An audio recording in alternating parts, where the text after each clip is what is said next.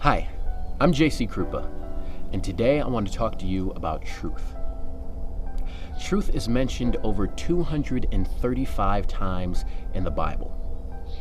And Jesus is quoted as saying, "I tell you the truth," more than 60 times on 30 different occasions in the New Testament.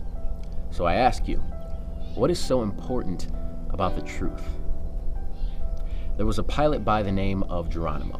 And Geronimo and his co-pilot had flown together before, and they'd made a series of stops and flights that were very routine and very regular on their every day, every week schedule.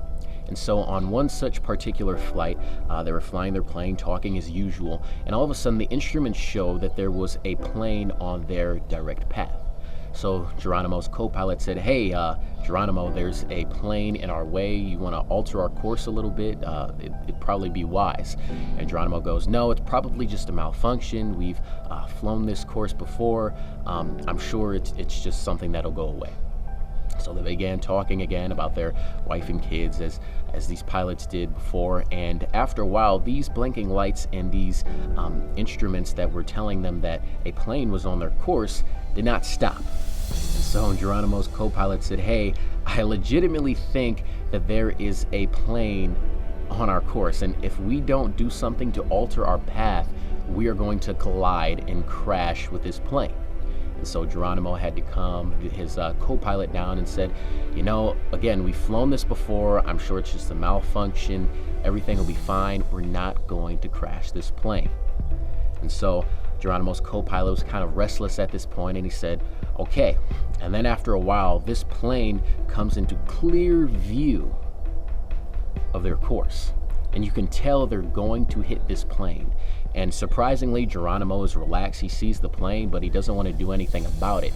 And so his co-pilot has an option. He can either hit his eject button and leave the plane, which will be the safest and fastest course of action, or he can try and single-handedly steer this plane out of the way. And so Geronimo's co-pilot thinks about all the talks that he and Geronimo have had, and although Geronimo is acting completely dumb and ignorant at the moment, he wants Geronimo to live.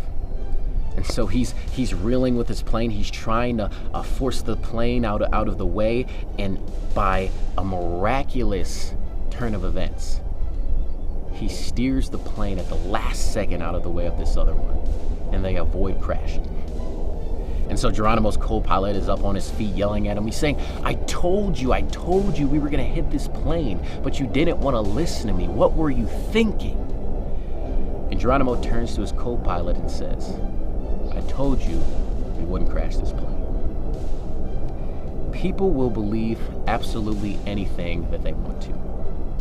The world has their own set of core values, beliefs, and truths.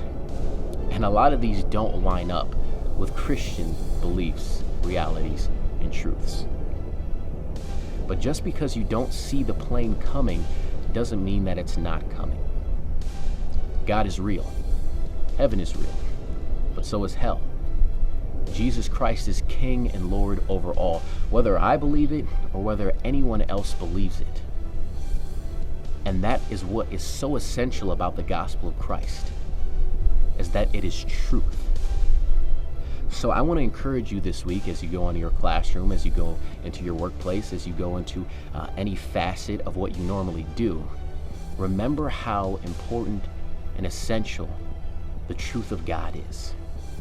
And you might say, "Hey, JC, why can't we just let people believe what they want to believe? I'll believe what I want to believe.